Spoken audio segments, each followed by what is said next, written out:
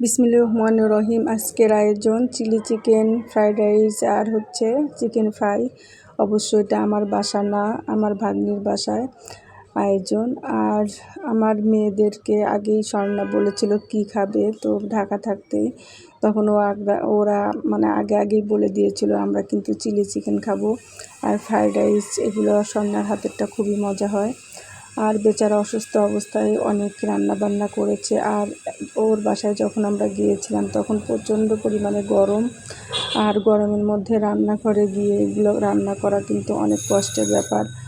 আর আমার মনে হয় ভাত মাছ রান্না করার চাইতে এইসব ঝামেলার জিনিসগুলো রান্না করতে বেশি কষ্ট। আর এই যে বাবা সবার খাওয়া দাঁড়িয়ে দাঁড়িয়ে দেখছে, তো আর খাওয়া কোনো পছন্দ না, শুধু একটা চিকেন ফ্রাই খেতে দেখেছি। আর এই যে আমার মেয়েরা পছন্দের খাবারগুলো খাচ্ছে, সাথে আমাদের জামাই বাবাজি তো উনিদও আছে, শরীফ আছে, ভাগনা। যা হোক, মেয়েদের পছন্দের খাবার হলেই আমরা খুশি। তবে আমার কাছে তরকারি ভাত এগুলোই বেশি পছন্দ।